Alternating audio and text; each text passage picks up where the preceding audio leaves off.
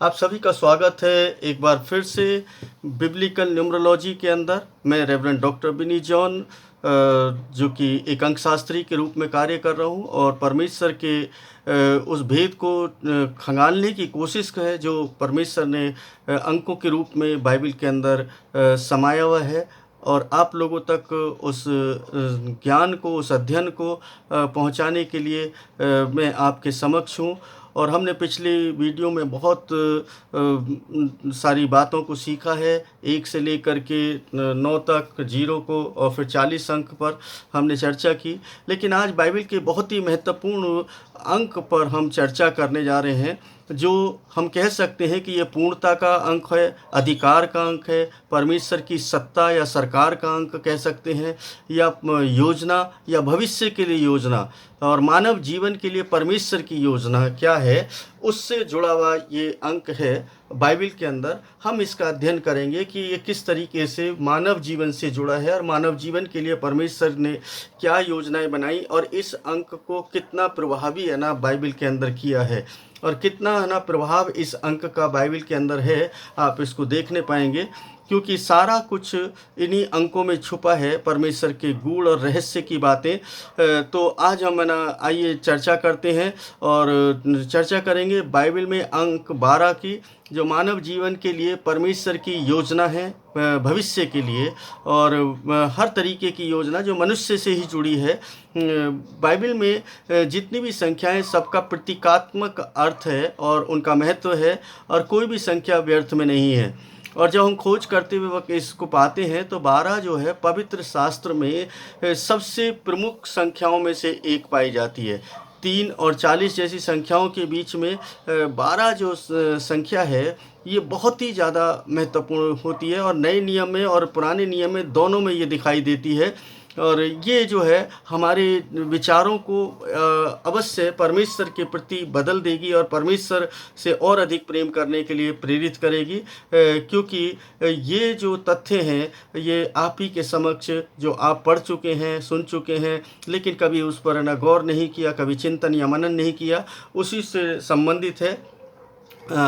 जैसा कि ना हम अभी बता रहे थे, आमतौर पर इसका अर्थ जो है पूर्णता, अधिकार है या परमेश्वर की सत्ता है या योजना से संबंधित है या भविष्य की योजना या मानव जीवन के लिए परमेश्वर की आगे की प्लानिंग या योजना से संबंध है। और ये बिल्कुल स्पष्ट दिखाई देता है। उदाहरण के लिए अगर हम उत्पत्ति में बात करें तो याकूब के 12 पुत्र हैं और वे 12 इस्राएल के गोत्रों का प्रतिनिधित्व करते हैं और 12 ही छोटे भविष्यवक्ता बाइबल के अंदर पाए जाते हैं। अब यहाँ पर ना मैं बहुत सारी संख्याओं के बारे में नहीं बताऊंगा, बहुत सारे रेफरेंसेस के बारे में नहीं बताऊंगा, मैं केवल उनके बारे में बताऊंगा जो महत्वपूर्ण हैं, जिनको आपने कभी ना कभी किसी न किसी रूप में सुना है या पढ़ा है और उनका संबंध हमारे जीवन से और परमेश्वर से कैसे जुड़ा हुआ है उसको समझने की कोशिश करेंगे। हालांकि पूरी बाइबल के अंदर 187 बार 12 अंक प्रभावी हुआ है, 12 अंक आता है और प्रकाशित वाक्य में एक विशेष रूप से प्रकट है जो कि अंतिम पुस्तक कही जाती है इस बाइबल की और जो भविष्यवाणी की पुस्तक है। और अगर भविष्यवाणी की पुस्तक के अंदर 12 अंक का प्रभाव है ना देखने के लिए मिलता है तो इसका मतलब है कि ये बहुत ही महत्वपूर्ण हो जाती है, क्योंकि जो प्रकाशित वाक्य है ये पूरा का पूरा भविष्य के ऊपर टिका है, यानी आने वाली दुनिया कैसी होगी, क्या होगा, कि जो विश्वास करते हैं उनका क्या होगा, जो दुनिया में रहने वाले लोग हैं उनके साथ क्या होगा, यानी पूरा ना इस कयामत के बारे में बयान करती है। और हम है ना इसको जैसे हमने याकूब के बारे में बताया ठीक उसी तरीके से हम सीधा नए नियम में बात करेंगे, फिर है ना हम रेफरेंसेस की भी बात करेंगे। तो नए नियम में हम जाते तो यीशु मसीह के बहुत सारे चेले थे, 5000 की भीड़ उनके पीछे हुआ करती थी, लेकिन उन्होंने 70 लोगों को चुना है और फिर उसके बाद उसमें से उसने 12 लोगों को चुना। और ये 12 लोगों का चुनाव जो है ये परमेश्वर के उस अंक को पूर्ण करता है जिसमें के द्वारा वो भविष्य के लिए एक योजना बना रहा है। और इस योजना को कोई भी है ना अनदेखा नहीं कर सकता, ना ही हम कर सकते हैं, ना आप कर सकते हैं।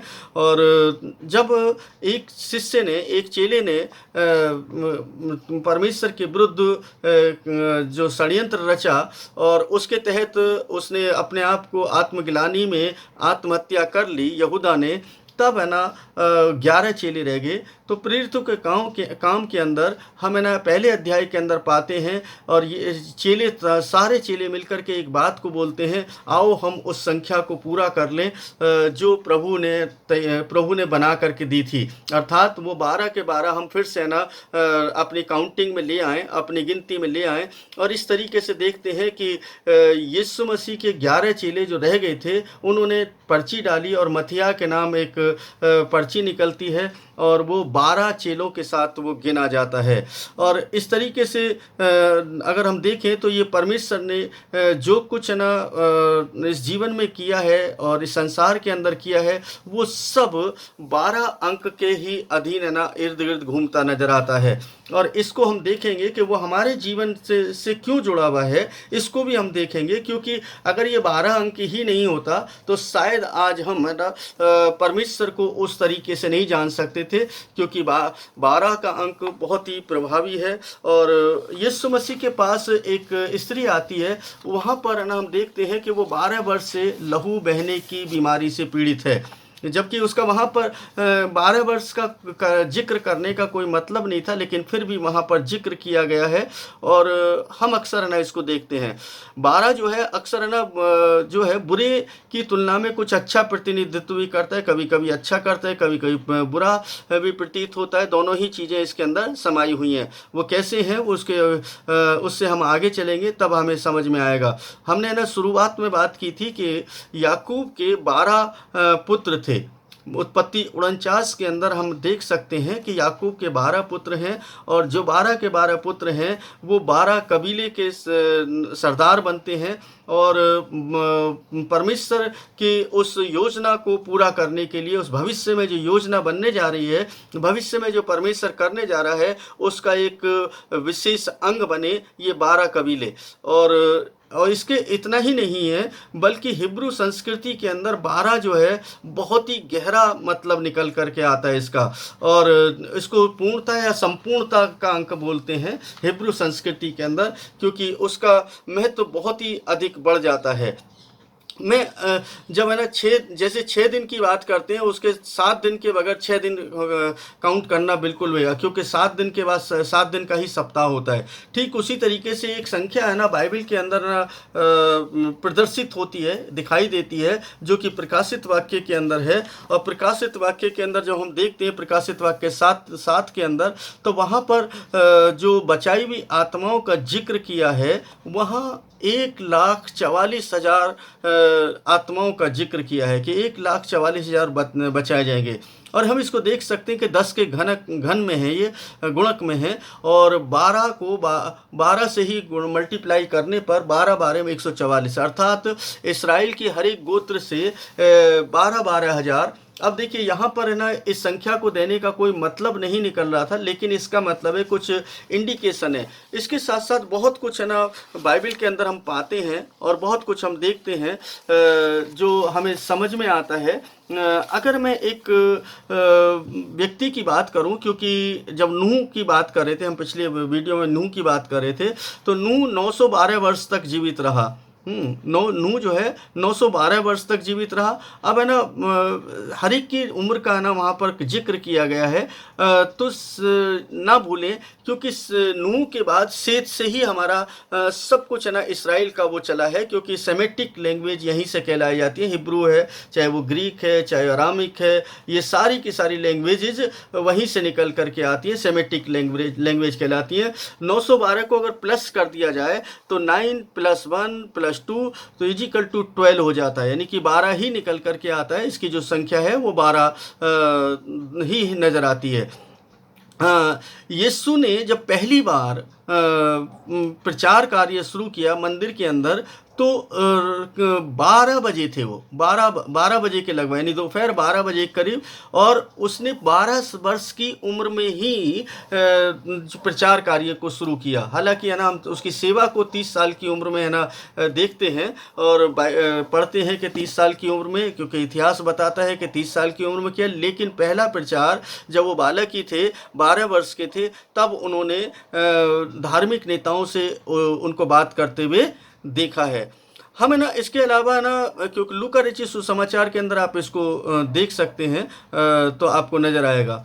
जब है ना परमेश्वर का तंबू खड़ा किया गया, तो वहाँ पर 12 रोटी रखने के लिए कहा गया। 12 रोटियों को रखने का जिक्र मिलता है, जो अखमीरी रोटियाँ हैं। और लेव व्यवस्था 24 उसके 5 पद के अंदर आप इन रोटियों का जिक्र पढ़ सकते हैं। अब देखिए कि यहाँ पर फिर से वही नंबर आ रहे हैं, और ये भविष्य के लिए है, कुछ योजनाएं बना रहा है परमेश्वर। और इसके साथ साथ है ना, मैं और अधिक बातें करूँगा आगे, और आपको जितने भी नंबर्स हैं बाइबल के अंदर, उन सब का महत्व क्या है और परमेश्वर से कैसे जुड़े हैं, इस पर हम इस चैनल में सिर्फ यही बात करेंगे। हम कोई और है ना बात नहीं करना चाहेंगे। और ये हमारे जीवन में भी किस तरीके से प्रभावी हैं, मानव जीवन में किस तरीके से प्रभावी हैं, उस पर भी चर्चा करेंगे। और उसके साथ साथ वहाँ पर देखते हैं गिनती की पुस्तक के अंदर 7 में, तो वहाँ पर तंबू में 12 के कुछ अन्य और भी है ना जो उदाहरण हैं। 12 चांदी की प्लेटें, कटोरे, बैल, मेढ़े और नर भेड़े के बच्चे शामिल हैं। यानी कि ये सब वहाँ पर पाए जाने थे और यह वो रखे जाने थे, और इनका जिक्र मिलता है।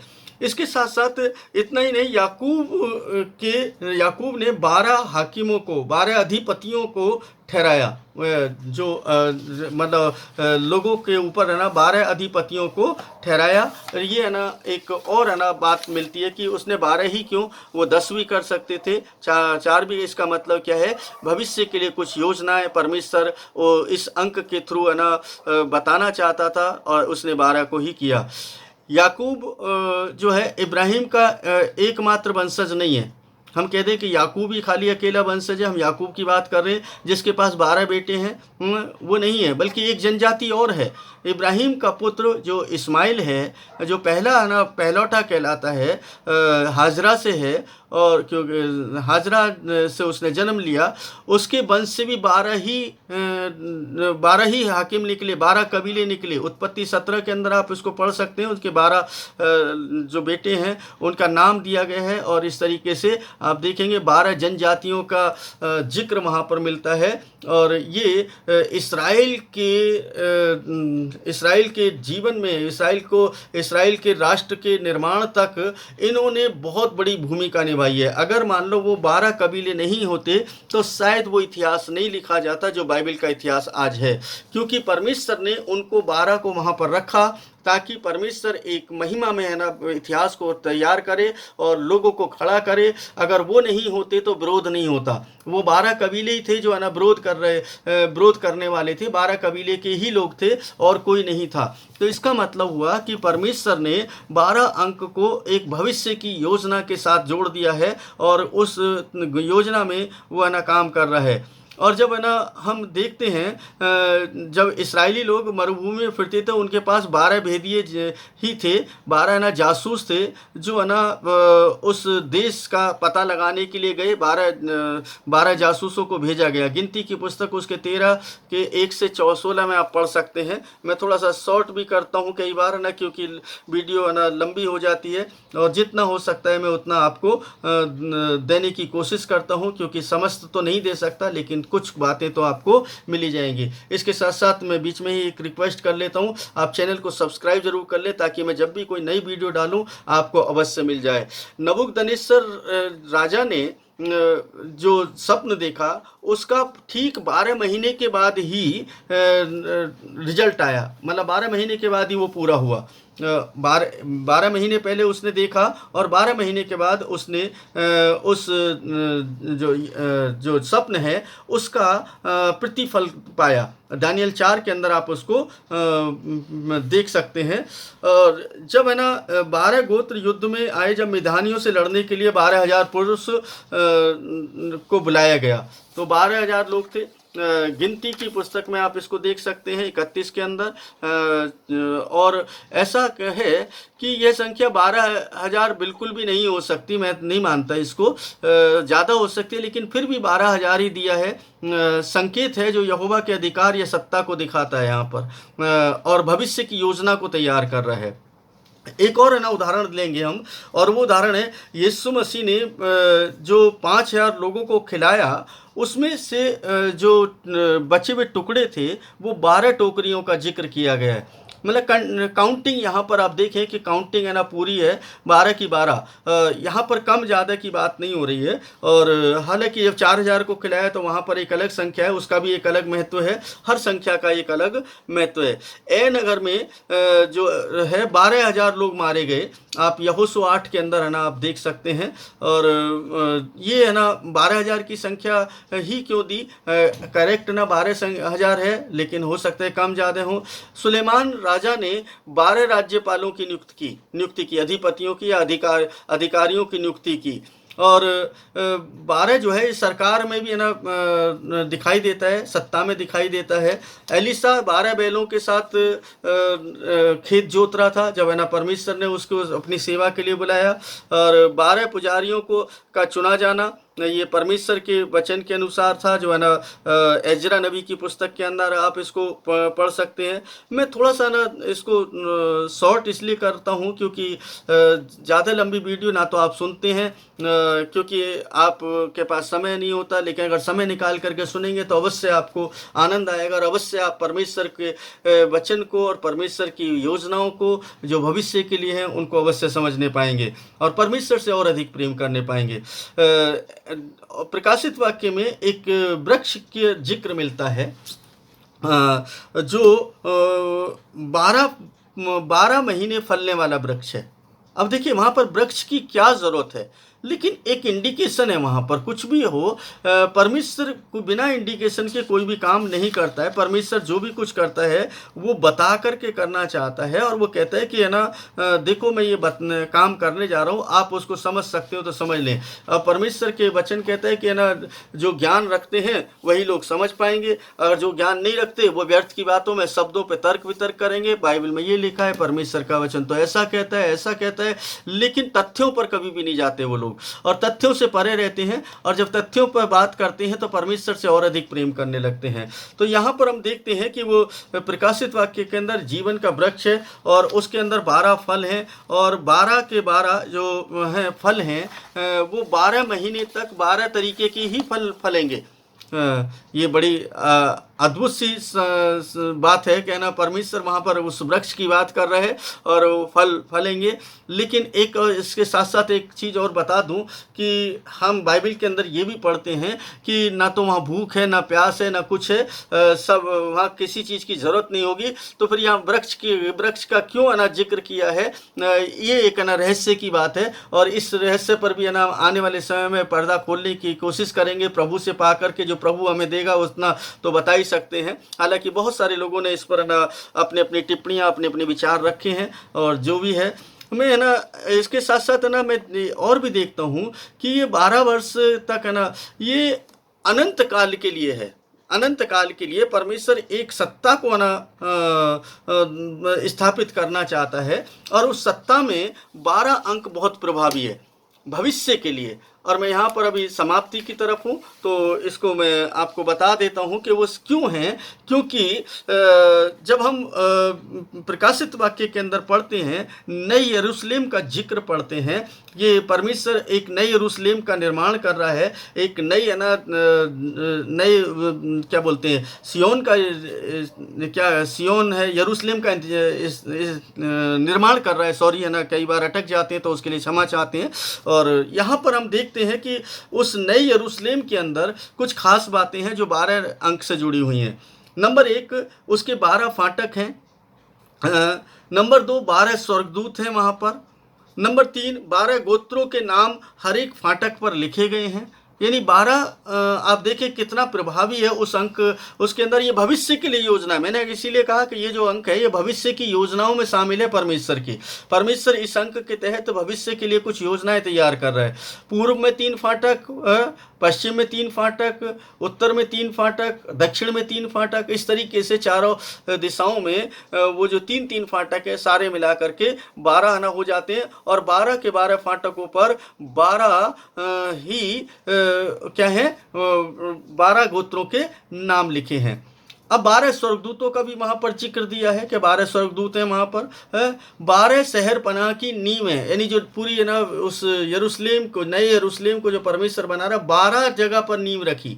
स्पष्ट ने वहां पर लिखा है। मैं अपनी तरफ से कुछ नहीं बता रहा हूँ, आप बाइबिल खोलेंगे पढ़ेंगे तो आपको समझ में आएगा कि वहां पर लिखा है 12 शहर पना, वो जो शहर पना बनेगी उसकी, उस नगर की जो नया यरूशलेम है, तो उसके अंदर 12 ही है ना नींव रखी है, 12 जगह पर नींव रखी गई। इसका मतलब हर एक दरवाजे की एक अलग से नींव रखी गई, और ये है ना दर्शाती है कि है ना ये भविष्य की योजना है। और 12 प्रेरितों के नाम लिखे गए उन नींव के ऊपर। अब देखिए यहाँ पर ना फिर से उन 12 जो यीशु मसीह के चेले हैं उनका जिक्र है, और ये भविष्य के लिए है, क्योंकि हम लोग है ना भविष्य में जी रहे हैं और भविष्य के लिए ही काम कर रहे हैं, क्योंकि आने वाला हमारा कल क्या होगा ये परमेश्वर के हाथ में है, और हमें सबको यहाँ से छोड़ करके परमेश्वर के पास जाना है। और अगर परमेश्वर के पास जाना है तो हमें क्या उसका ज्ञान नहीं होना चाहिए, या उसके बारे में हमें इतना समझ नहीं होनी चाहिए कि परमेश्वर किस तरीके से काम करता है। और ये है ना परमेश्वर की योजना में शामिल है, क्योंकि जिस तरीके के हमारे अमाल हैं हम शायद ना वहाँ तक पहुँच भी ना पाएँ, मैं हूँ या आप हैं, इसलिए हमें अपने आप को ना संभालना है और परमेश्वर के गूढ़ रहस्यों को समझने का यत्न करना है। उसके आगे हम देखते हैं कि वो वर्गाकार है, वर्गाकार है, वर्गाकार, और 750 कोस का नगर है वो। 750 कोस दिया है बाइबल के अंदर, हिंदी बाइबल में आप पढ़ते 750 कोस दिया है, तो 7 5 12 हो जाते हैं। मैं इसको यहाँ पर फिर भी है ना थोड़ा सा दे देता हूँ, क्योंकि किलोमीटर में जाऊँगा और तो ना आपको कैलकुलेट करके वहाँ पर भी नंबर इसका यही निकल करके आता है, वहाँ पर कुछ और भी नंबर निकल करके आते हैं, उसका भी जिक्र ना हम आने वाले समय में ज़रूर करेंगे। 144 हाथ की जो है वो है ना उसकी लंबाई है, 144 हाथ, 12 12 144। अब देखिए यहाँ 12 बहुमूल्य पत्थरों से नींव रखी गई है, जो 12 बहुमूल्य पत्थर हैं उनसे नींव रखी गई। तो उसके बाद 12 फाटक 12 मोतियों के हैं।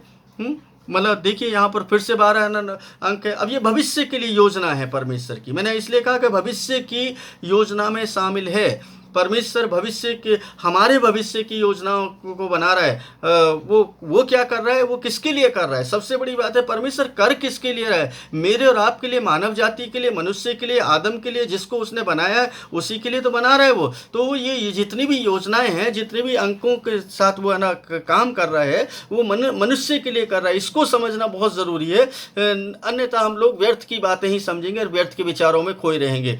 12 फाटक 12 मोतियों के हैं। 12 प्रकार के फल जो जीवन के वृक्ष पर है ना लगेंगे, वो आप देख सकते हैं 12 महीने फलता है। अब यहाँ पर है ना हमने पूरा 12 का ना वो ले लिया। 187 के अंदर से है ना हमने थोड़े से है ना पदों को है ना आपके समक्ष रखा है, कुछ बातों को रखा है। हालांकि है ना सबको रख नहीं सकते, उनमें से भी हमने बहुत है ना कम उस पर एक्सप्लेन किया है। अगर एक्सप्लेनेशन में जाते हैं तो बहुत ज़्यादा हो जाता है, इसलिए ना हम इस अध्ययन को शॉर्ट में रखना चाहते हैं। अगर आप चाहते हैं कि आपको और अधिक अध्ययन चाहिए तो आप मुझसे कांटेक्ट कर सकते हैं। मेरा फ़ोन नंबर हर एक वीडियो के डिस्क्रिप्शन में होता है, आप वहां से मुझे नंबर लेकर के मुझे कॉल कर सकते हैं, मैसेज कर सकते हैं, ताकि मैं आपके ना सवालों का जवाब दे सकूं। और मैं ना इसको निस्वार्थ भाव से ना परमेश्वर की महिमा के लिए, परमेश्वर के राज्य की बढ़ोतरी के लिए कर रहा हूं, और आप ना इसमें अवश्य ना सहभागी हों, ताकि आप लोग ना भी सीख सकें और परमेश्वर के गूढ़ रहस्यों को जान सकें। और अगला जो हमारा जो सब्जेक्ट होगा वो भी नंबर्स पर ही होगा। अभी मैं ना सोच रहा हूँ कि ना कौन से 0 to 9 है ना करूँ, या 9 to 0, यानी कि 0 ही 9 है और 9 ही 0 है। यानी परमेश्वर ही 0 से शुरू करता है, 9 पर ख़त्म होता है, 9 से जो 9 में है जो वो 0 है। यानी इस पर एक ना अलग से एक वीडियो बनाने का ना मैं प्लान कर रहा हूँ, और मैं आने वाले समय में आपको और भी अधिक है ना वीडियोस रेफरेंसेस दूंगा, आज भी अधिक है ना इस नंबर्स पर चर्चा करूंगा ताकि आप लोग इसको समझ सकें। अंत में मेरी है ना आपसे एक ही गुजारिश है कि इस वीडियो को ना ज़रूर लाइक करें, कमेंट करें, सब्सक्राइब करें। इसके साथ साथ आप जितना हो सके उतना लोगों को शेयर करें। और इन्हीं शुभकामनाओं के साथ, प्रार्थनाओं के साथ प्रभु आप सबको बड़ी आशीष दे। नमस्कार।